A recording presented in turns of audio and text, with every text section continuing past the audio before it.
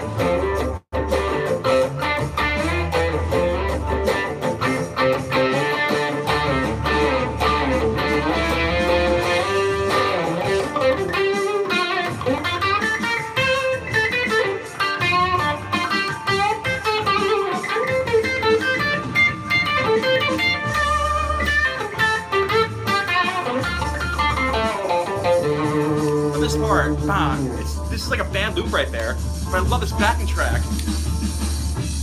There it is.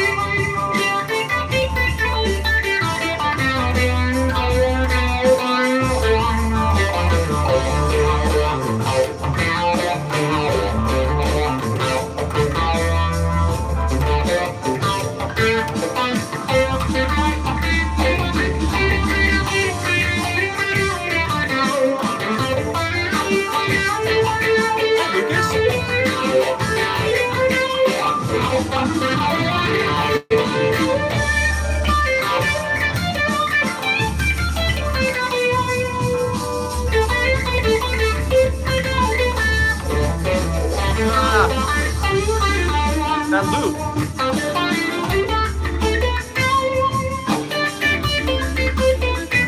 I don't know. I think you can. Like,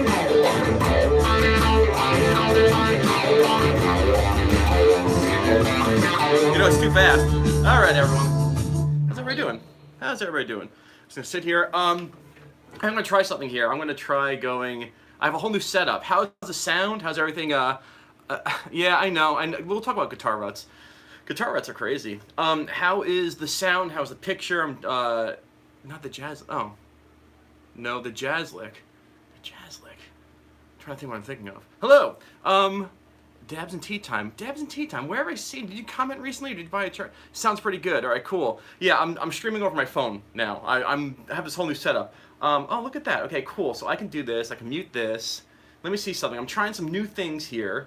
Okay, I can see how I can do this, and I can watch the chat here, and now I can see the entire chat. A whole new setup. All right, so by show of hands or thumbs up, we're gonna get right into the no quarter guitar lesson. Did we like the lesson? I have some more things to talk about in there. Oh, got it. So yeah, that solo he does is so good. And I was actually like, really. Anyway, got a dip. Hey, good to see you, Lucas. Yeah, Ween video. I owe you one, don't I? I owe you a Ween video. I do. I'm aware of that. All right, so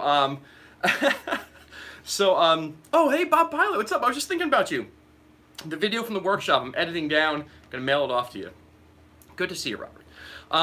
Okay, so the video for No Quarter by Led Zeppelin, that jam. Now I gotta let you know that was done rather hastily, and I wasn't nervous if I could like get across all the points that I could get across, but hey Clay, but I was hey Josh. I was very happy with the results of it, but there were some things I didn't get to. So I wanted to talk about those things, but I also want to see what kind of questions you had. Hey, Stitch, we're in the middle of the video when I got noticed. Oh, nice. Okay, so Phil was in the middle of the No Quarter video. Well, watch that video. There's a couple things I just want to talk about. Really quickly, a lot of the questions in there were, I remember some of the questions, but can I use the A minor pentatonic? Now, I would refrain personally from using the A minor pentatonic solely as a, yes, I'll talk about the Clay, I'll talk about that. I would refrain from using the A minor pentatonic as your soloing machine, but I want to explain something. Okay, so the key of C, we're in the key of C, all right? It's C major apparent key and a D Dorian progression. So in case my student Bo is watching as well, the progression itself is where you want to think about pentatonics. If you're just a pentatonic player, which is fine because you can get away with it totally, you want to think about that first chord and whether it's major or minor. It's a D minor chord to the D minor pentatonics and the whole of the key. And that's going to help you a lot. Let's see if I could get that backing track here. Give me 1 second because I'm messing some stuff up here because it's a new time. Let's see, No Quarter backing track. I had to close that down. The idea here is that the D minor pentatonic is going to have the weight of the home, has that minor third, it has the F. Okay, so I'll explain this. It has the F of the minor third of D, which is important. What's up, Slimy? And the F is important, but in A minor pentatonic, there is no F, and there's an E, and that E is not going to sound that good when you're on a D minor because of this guy. And so, the D minor pentatonic is more set up for success on that. But I want to show you something which is really cool. And I'm not very, very good at it, but I know that Jimmy Page does this. It just takes time and a lot of time of just playing this over and over again, which is you'll see him do these runs like, and then like very fast. And what that is, it looks like an A minor pentatonic, then it looks like this B minor pentatonic, and then it looks like this D minor pentatonic. The smart move about this is that he has the notes G, A, C, and D here. Then he has he has A, B, D, and E here. These are all in the key of C. And then he's back into the D minor pentatonic. And so when he's soloing, you might hear him, it looks like he's like, and you can see almost that pentatonic, like, but really he's so smart on that C major scale type stuff. And so I'm going to try and throw that in, and it's like nerve-wracking. And this backing track's so good, except for that bottom shuffle where I lose time on it, but whatever, I still love soloing on it. And so let's see if I can get this. Now, this one isn't, why is this one not, oh. There we go. Like,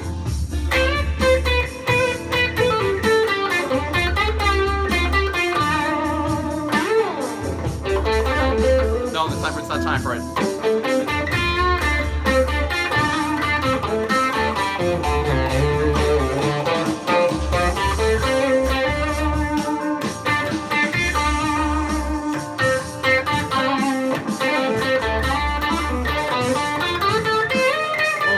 Messed up there. I overshot that fret, but you'll hear them.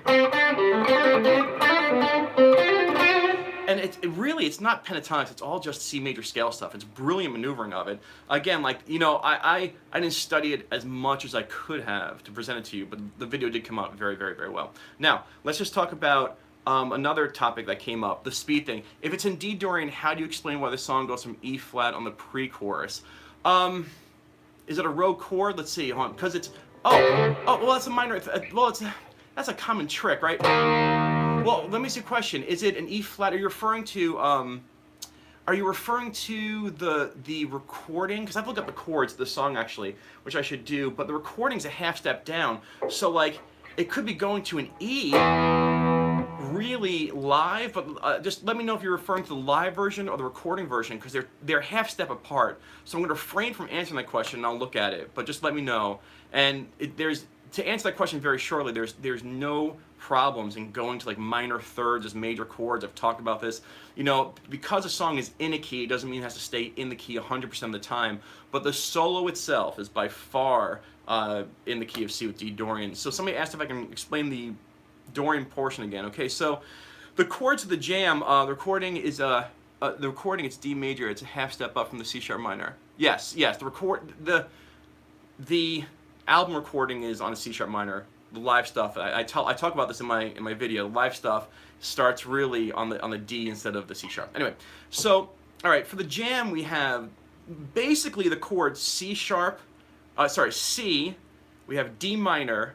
There's definitely a G in there, and sometimes you can hear an F. And so all those chords are in the key of C. That's the C is the 1, the D minor is the 2, the G is the 5, and the F is the 4. So when you look at that, the gravitational field that creates is a C major chord progression. All the chords are in the key of C. You cannot shake it. There's no ifs, there is no ands, there is no buts. They're all in the key of C. But the song starts on the D minor. It starts on the 2, which means that, okay, well, we're starting on the D, and when you start on the 2, it means Dorian. So it's the D Dorian progression. So I hope that made sense. You can watch my Truly Understanding Modes video. I don't know if it makes it better or worse. Anyway, another question was, you know, can you explain the left-hand speed stuff? It's not left-hand speed stuff. It's right-hand speed stuff. It's all just like it's tilting that pick and getting a nice sharp edge and look, seriously, it's going back and forth like and just ripping through a scale like. If I can play it right. Wow, I can't even, I have to like have the groove with me actually. It's really weird. That. Sorry, it was weird. My pick wouldn't grab the strings up there, but it's not. It's really I'm just going. Really? Nope. Whoa, Clay! What the man? Thank you. You don't have to do that. Don't do that stuff. It's very nice, but I get all like flustered. Yeah. I know. It's flat picking. It's all it is. I mean, I've always had a problem with the term flat picking because I'm like. It's just picking. It's just picking. But you're right. It's fast flat picking. It's back and forth. It's just this. It's not left-hand speed. Even though, don't get me wrong, he was very, very fast in that left hand. But to get that growl, that fast stuff, it's the right hand going through it. Let's see. Any other questions that I came across? Oh, two things, or one thing that I definitely left out, which is you can kind of get the exotic sound. You can get an exotic sound. Now, I want to talk to you about this. This is definitely in C major / D Dorian progression. And the thing is the difference between a D Dorian is going to be the F sharp is going to be in there. No, sorry, the B is going to be in there versus the B flat. Here's the D minor scale. Has the B flat. Here's the D Dorian. Okay, has the B. All right. You can take your Masterclass on actual. No, it's not on DVDs.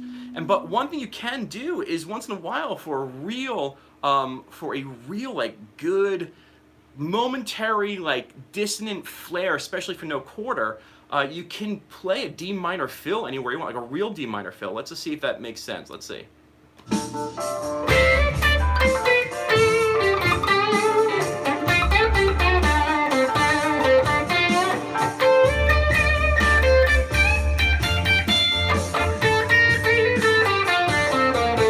Right there.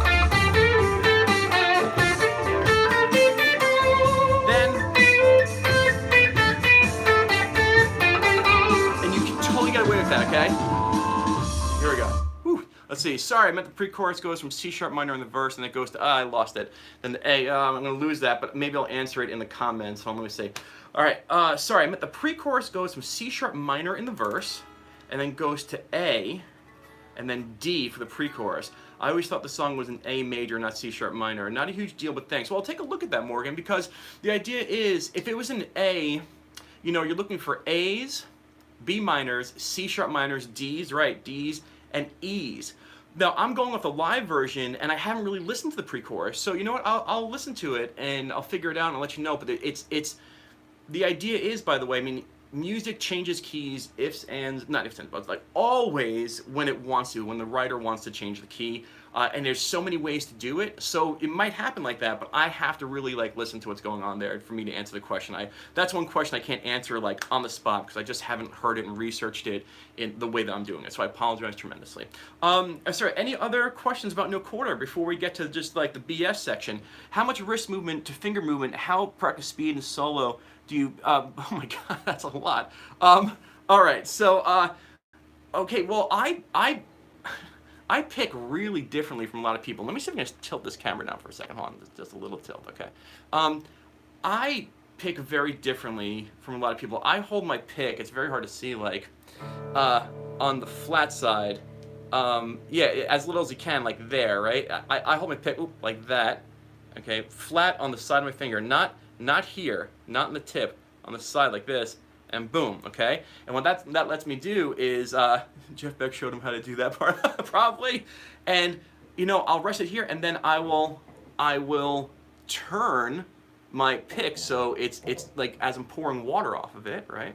And then this gives you a nice edge where I just move my fingers. I just move my fingers. You know, I just sit there.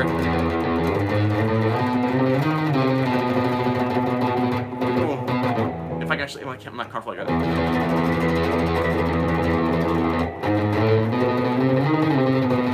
You know, and that's how I do my fast picking. I don't really do a lot of wrist stuff, but there are a lot of guitar players who do wrist.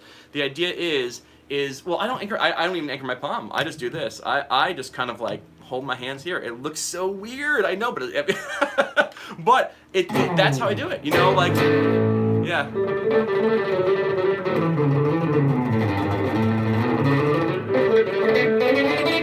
How do you count it, or do you just try to fill it out? Oh yeah, no, I don't count that. I don't count that. You know, it's just, well, you have to have a very strong drummer behind you, and I guess like you know, when you get very good at rhythm, you can hear like it's tremolo. It's gonna go. I'm tapping, bop, bop, bop. So I guess I naturally will like bop, bop. I guess I naturally go up and down with the drummer, but yeah, if you could count that, you'd be a legend. Yeah, I talk fast, but I don't talk that fast. I hope that helped out there. Let's see, if you could count that. Thanks, Josh. Josh, did you ever write a solo to that song, by the way? Are you talking about how do you practice bent vibrato? Or are you talking about like bending like vibrato on a bend? Like,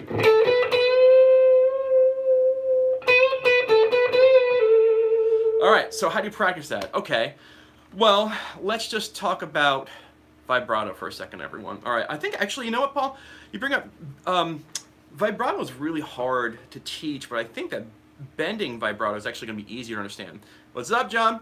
All right, so the first thing you wanna do is get a target note. So let's just take this A minor pentatonic, take the 4 right here, okay? The 4th interval, this is a D. And we're gonna bend it up to an E. The first thing you wanna do is, oh my god, like, there you go. Is first you wanna listen, you wanna slide.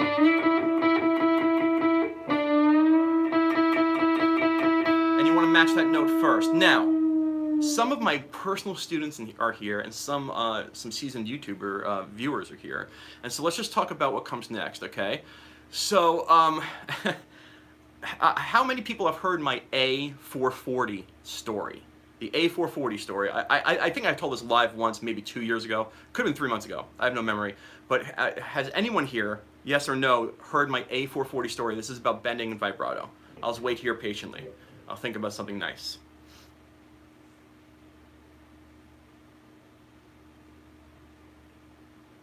See? No. Okay, good. I'm just waiting. Okay, so let's talk about that. That tune is on the back burner for A minor, but it would be a great lesson solo and key change. Okay, so no. Okay, all right. So is anybody okay? Everybody's saying no. Great. So when you look at the old tuners back in the day, or even modern tuners, which I have 1,000 in the studio, but of course I can't find one. Here we go. Okay, let's see if this one has it. Okay, so if you turn the snark on, okay, really? Come on. I don't think the snark might have it, but. No, my Ernie Ball has it, but I can't find it. Okay, so when you look at a tuner, you have these options, and it'll say A440, A441, A442, A443, A439, A438, maybe 437. And what that is, it's referring to, I believe, what's called the hertz, which is how many times, this is about bending and vibrato, by the way, so listen. Those numbers represent how many times something can shake per second and still sound like an A. And the reason they do that is because pianos, over time, their strings loosen, and an A note is a perfect 440 hertz. It's when something shakes 440 times. If you took a stick or a blade of grass and you could shake it 440 times a second, then you would hear an A note appear.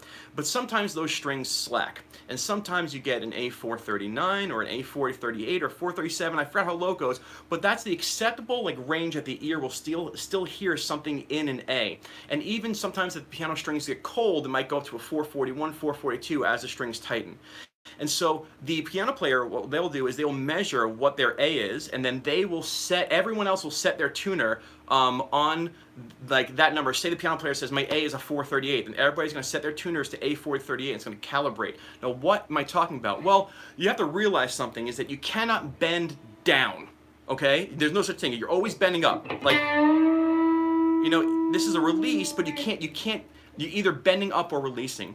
The idea of a vibrato is to bend and release that note within the acceptable range of what that note is. Every note has about an 8 or 9, I forgot exactly, 10 hertz, on each side where you still hear that note, but it sounds like a wobble. You're still keeping that note, but you can hear the note changing within its frequencies. So I want to make sure that you guys understand this. So when you're practicing, you want to hit you want to get that bend, then you want to bend up a little, and release. And you don't want to hear that note changing. You don't want it to sound like this. That's too much. And as you get good at it, your hands, it's hard to see. Your hands start to know how much they can do. And really hope that made sense. Did that make sense at all? Did that make sense at all to you? But the idea is you can hear the note, and you got to learn how to wobble your hands. I'm just dragging my fingers up and down the fretboard.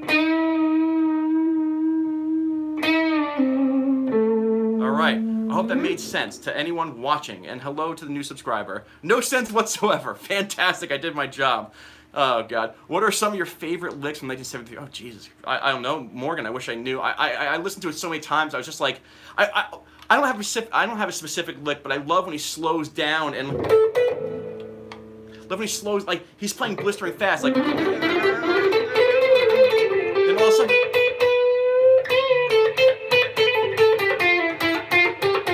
and he takes these stabs on the notes. I just love when he does that. That's one of my favorite things.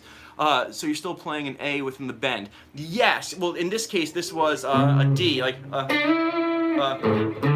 No, it wasn't E. Sorry, it wasn't E. Excuse me. And so everything in there was really an E. Why do 3 major chords, each whole step apart, feel like a resolution? Because major chords always feel like a resolution, no matter what. Or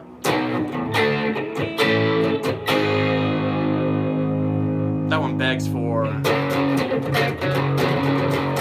Anyway, hey Kevin, and sorry, hey Kevin May, and Kevin Iceland, what'd you just ask? Oh no, Kevin King. Mode question: can or should you play mode, say A Dorian, in a power chord position in the key of A, or so you only play modes over the correct modes chords? I don't understand that question. Mode question: can or should you play modes, say A Dorian, in a power chord progression in the key of A, or so you can only play modal over the correct mode? I don't understand that question.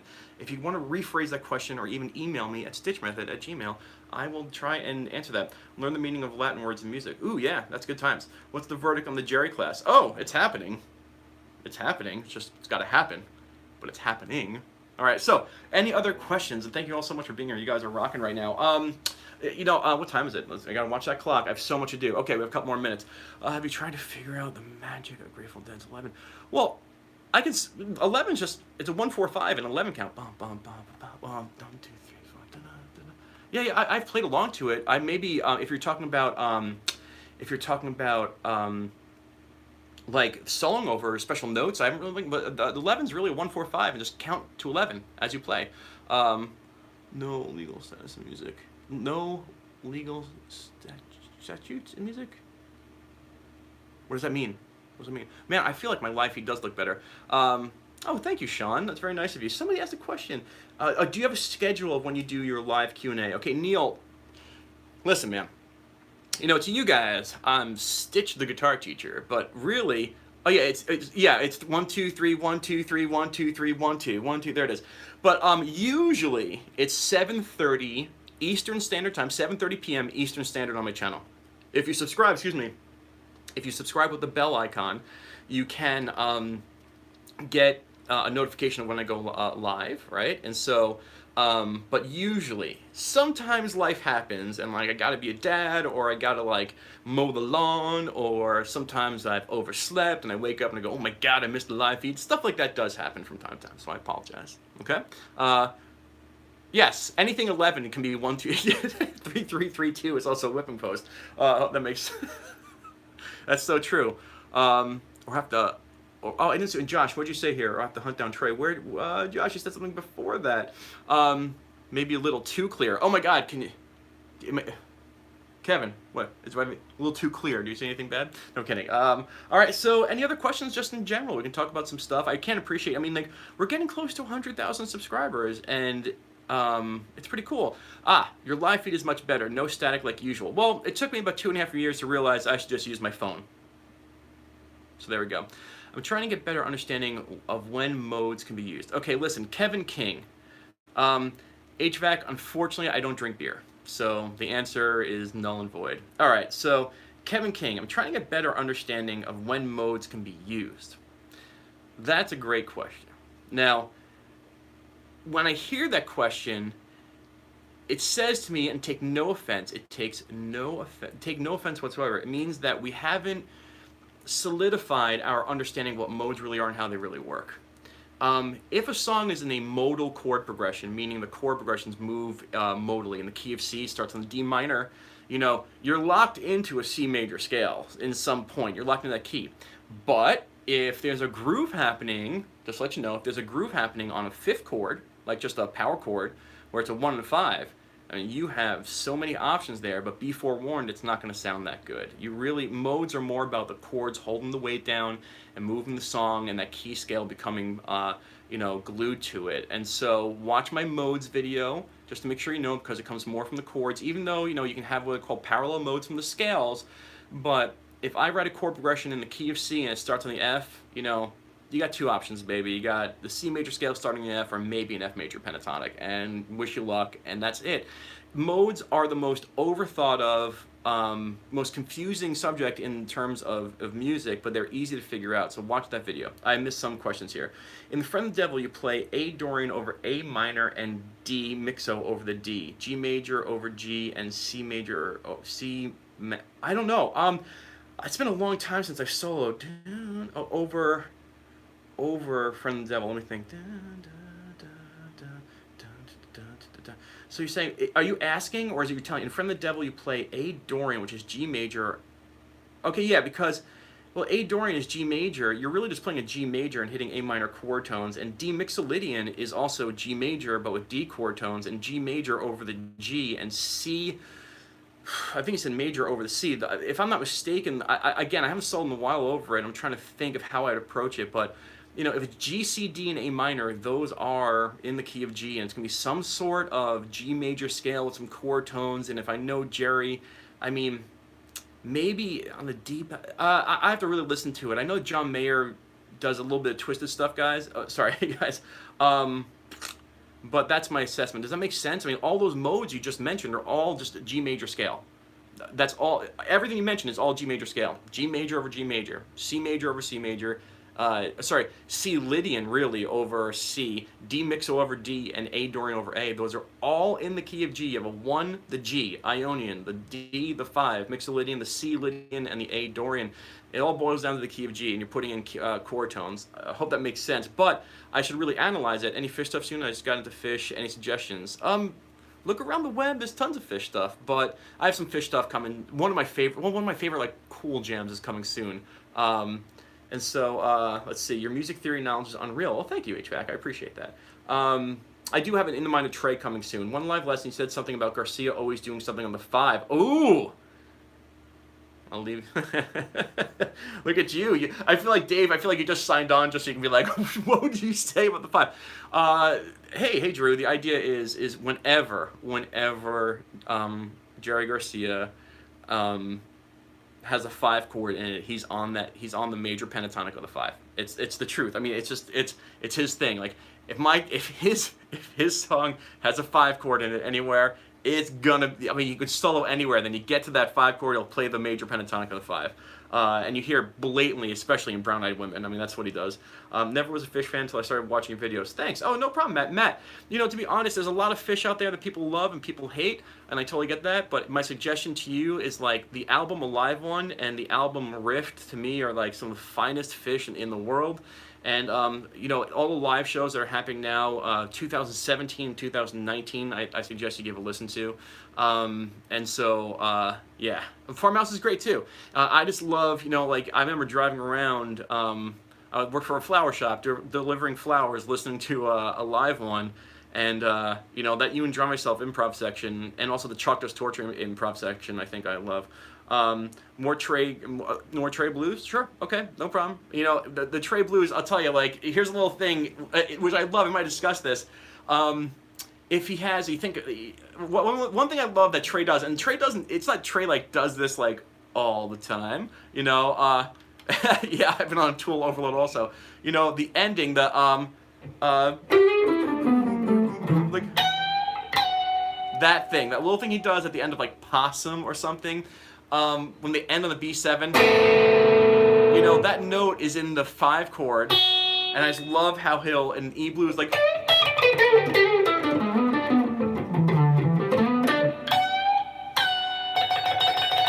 and do that. Like, there's so much Trey blues, but just throw that in the end of your blues songs and put that in. It's when he does it, it just sounds so good. Whoa, my God. Okay, Morgan Smith. What's the difference between a 1 flat 7? Oh.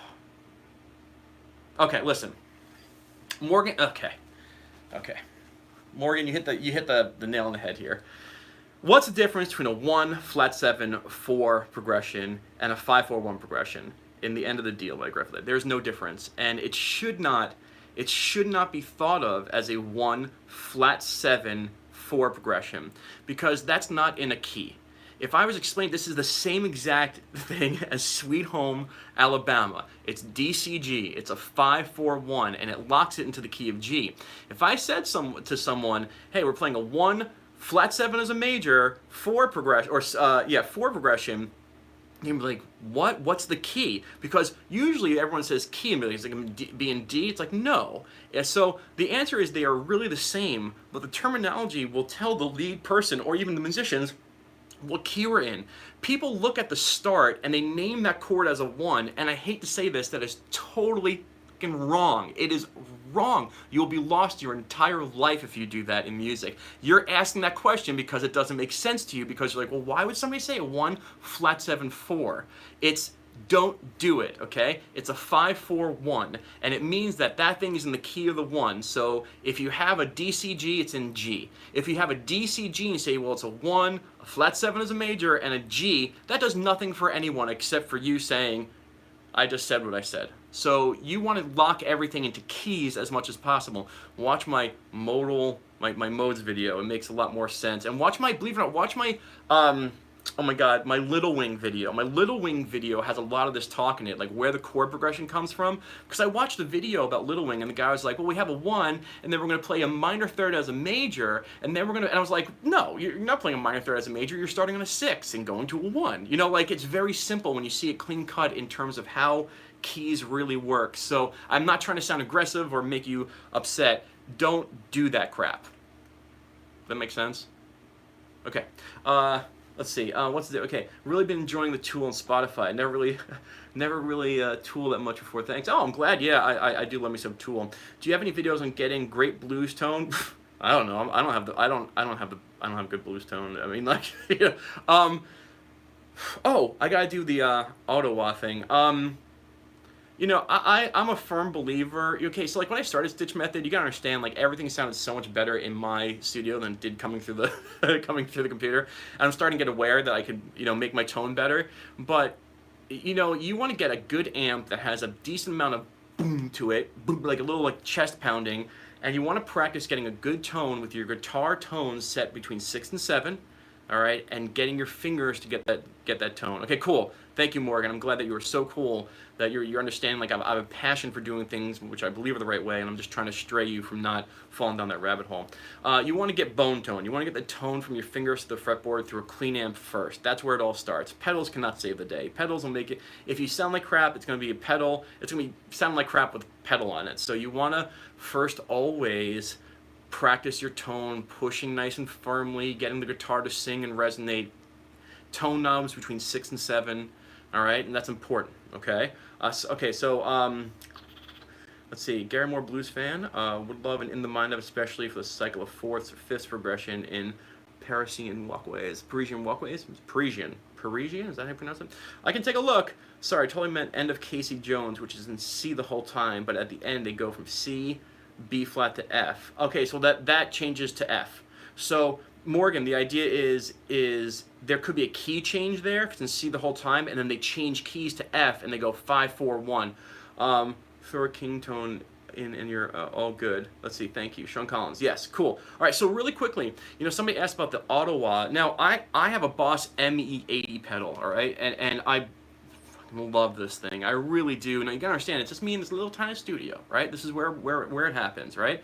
And so the idea here is I was just messing around with the settings and I found what's called the T-wah, but really it's just an auto wah, and it does the wah. Ooh, as I knock my camera, it does the auto wah for you by itself, you know, like.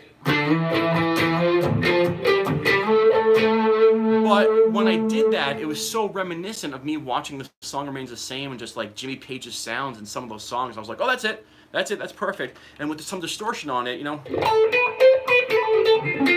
it sounds, oh, I think I knocked the pedal. It sounds a little flangy, but with those chords,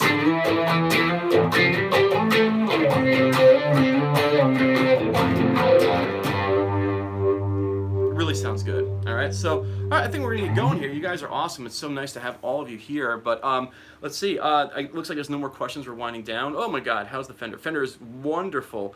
Can you get a good lead tone with it compared to a humbucker? I haven't really tried the humbucker setting on that yet. Okay.